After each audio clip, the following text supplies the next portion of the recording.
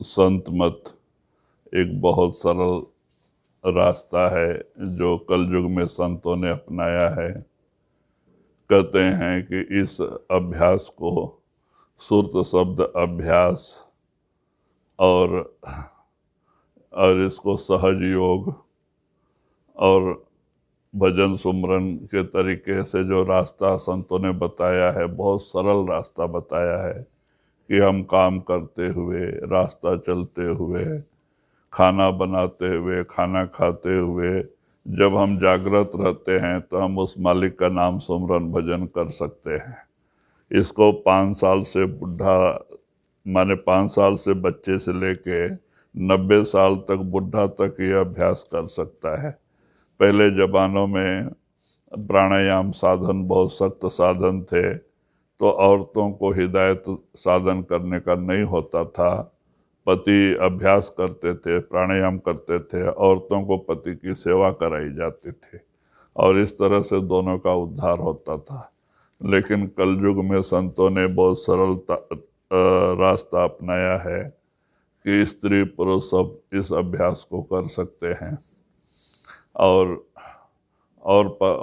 संत महात्मा हमें हमेशा बताते आए हैं कि हमारा जो मानव शरीर है, इसको हम, ये जीता जागता परमात्मा का मंदिर है। इसमें हमारा मन, आत्मा और परमात्मा तीनों बैठे हुए हैं, इसलिए इसको मनुष्य कहते हैं। कुछ लोग मानव कहते हैं।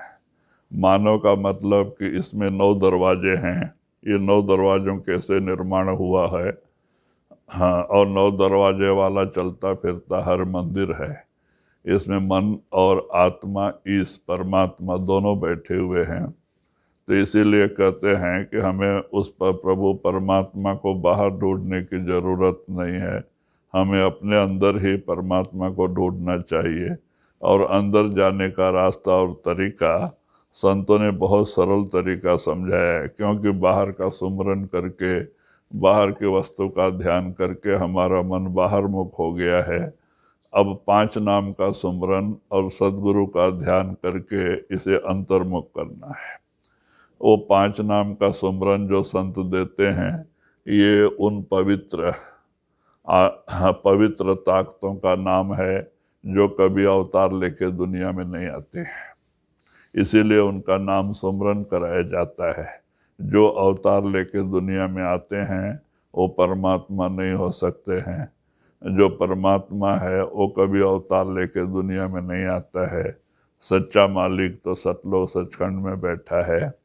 तो संत कहते हैं कि उनके बीच के मंडलों से हमारी आत्मा चढ़ाई करनी है, इसीलिए उन मंडलों के मालिक का नाम सुमरन कराया जाता है कि वो हमें ऊपर जाने में हमारी मदद करते हैं और हमारी सहायता करते हैं। तो इसीलिए कहते हैं कि नाम सुमरन, 5 नाम का सुमरन, सद्गुरु का ध्यान करके हम अपने बिखरे ख्याल को अंदर लेके आना। और जैसे जैसे हमारा बिखरा हुआ ख्याल अंदर आएगा, हमारे अंदर शांति उत्पत्ति होगी, हमारा मन स्थिर होते जाएगा और एक दिन हमारा रूहानी सफ़र स्टार्ट होगा। लेकिन जब तक मन निर्मल नहीं होगा, हमारा रूहानी सफ़र स्टार्ट नहीं होगा। और मन को निर्मल करने के लिए सुमरन और ध्यान की बड़ी ज़रूरत है। दुनिया का सुमरन करके, दुनिया के वस्तु का ध्यान करके हमारा मन मलिन हो चुका है। अब नाम का सुमरन और सद्गुरु का ध्यान करके निर्मल होना है। ये साधन बहुत सरल है। संतों ने जो साधन कलयुग में अपनाए हैं वो दूसरे युगों के साधन नहीं हैं। दूसरे युगों में बहुत कठिन साधन थे जो कि आजकल साध्य नहीं हो सकता है कलयुग के जीवों से। इसीलिए संतों ने बहुत सरल साधन अपनाए हैं कि आराम से हम दुनियावी कारोबार करते हुए, दुनिया में रहते हुए, बाल बच्चे में रहते हुए हम ये साधन कर सकते हैं। इसमें गृहस्थी और ब्रह्मचारी का सवाल पैदा नहीं होता है। और ये संत मत सबके लिए एक आसान तरीका है। लेकिन इसमें भी हमें मालिक से मिलने का प्रेम और प्यार, तड़प बहुत जरूरी है। अगर हमारा प्रेम प्यार दुनिया से जुड़ा है तो हमारे साधन में बहुत सारी कठिनाइयाँ आती हैं।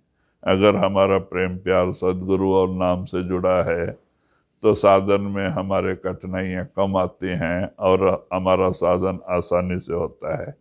तो बगैर लगन और प्रेम प्यार के हम साधन में कभी कामयाबी हासिल नहीं कर सकते। इसीलिए संतों ने कहा है कि आप दुनिया में रहो, कारोबार करो, क्योंकि दुनिया झूठी है, एक दिन आपको साथ छोड़ के जाना है। तो आप सत्संग में हर समय संत हमें समझाते रहते हैं, तो धीरे धीरे अपने ख्याल को बदलो, दुनिया से हटा के नाम से जोड़ो, सदगुरु के चरणों से प्रेम प्यार करो, जिससे आपका अभ्यास बने, आपकी रूहानी तरक्की हो। लेकिन जब तक आपका प्रेम प्यार दुनिया से हटेगा नहीं और सदगुरु के चरणों से जुड़ेगा नहीं, तब तक आपका रूहानी तरक्की नहीं हो सकता। तो इसीलिए महात्माओं ने कहा है कि कारोबार करते हुए, बाल बच्चे में रहते हुए भी करो, लेकिन दुनिया का बन के नहीं, गुरु का बन के रहो। अगर दुनिया का बन के रहोगे धोखा खाओगे, जहाँ आशा तहाँ वासा। अगर गुरु का बन के, नाम का बन के रहोगे तो हम दुनिया में रहते हुए भी मुक्त हो जाते हैं और अंत समय में फिर दुनिया में आने की ज़रूरत नहीं पड़ती है। तो हमारी आशा ही है जो हमें बार बार दुनिया में लेके आती है। क्या चीज़ है जो दुनिया में लाती है? हमारी आशा ही है।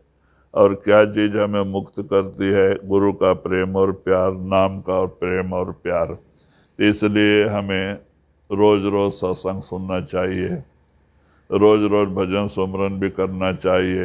ये दोनों अपना सच्चा काम है जिसके लिए परमात्मा ने आपको ये मानव शरीर दिया है, क्योंकि ये बड़ा कीमती समय है।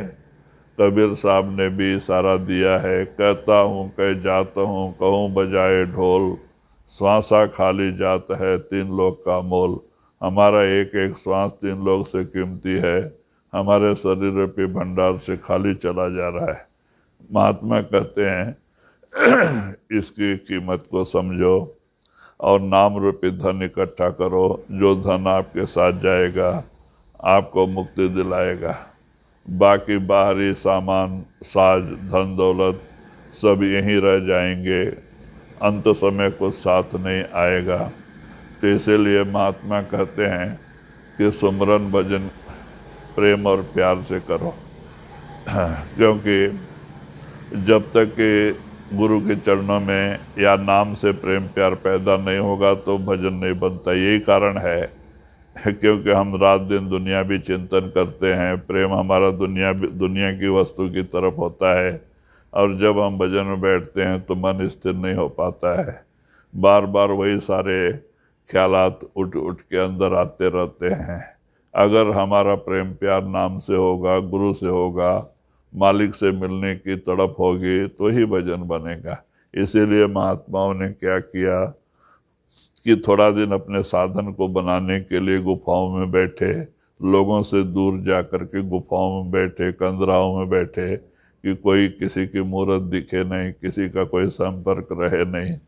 तो इस तरह से उन्होंने अपने साधन को पकाने का तरीका, साधन अपनाया, तो इसलिए उनको कुछ कामयाबी हासिल हुई है। लेकिन अगर हम ज़्यादा से ज़्यादा दुनिया कारोबार करते हुए सुमरन में बिताते हैं तो धीरे धीरे वो ताकत अपने आप हमारे अंदर पैदा होती है कि हमारा मन दुनिया से हट के नाम से, गुरु के चरणों से जुड़ने लगता है। लेकिन जब तक हमारा सुमरन ज़्यादा नहीं चलेगा तब तक हमें कामयाबी हासिल नहीं होगी और हमारा मन दुनिया से हटेगा नहीं। तो सुमरन ही है जो सब काम करता है, सुमरन ही है जो हमें 9 से 10 में ले जाता है, सुमरन ही है जो हमें गुरु और नाम से मिलाता है। तो सुमरन बड़ी ऊंची चीज़ है। इसलिए चाहिए कि हमें पहला स्टेज सुमरन को पकाना, काम करते हुए, रास्ता चलते हुए, खाना खाते हुए सुमरन करने की आदत डालें कि जिससे सुमरन पक जाए। सुमरन पकने का मतलब मन से चलने लगे। जब मन से सुमरन चलने लगता है तो समझो कामयाबी आपकी हो जाएगी। मन से उसको अजपा कहते हैं। हम किसी से बात भी करते हैं तो मन सुमरन से जुड़ा होता है, और फिर जब अजपा हो गया तब हमारा रूहानी सफ़र स्टार्ट होता है और अनहद भी प्रकट हो जाता है। लेकिन ये तीनों नासवान हैं। इसीलिए कबीर साहब ने भी कहा है, जाप मरे अजपा मरे अनहद भी मर जाए, सार शब्द चीने बिना फिर भटका खाए। कहते हैं ये तीनों नासवान हैं, लेकिन इन तीनों के स्टेज से ही गुजरना पड़ता है। सुमरन भी पकाना पड़ता है, फिर अंदर जो है जाप सुमरन करके अजपा में स्टेज में जाना, अजपा से अनहद के स्टेज में जाना, रास्ता ही वही है।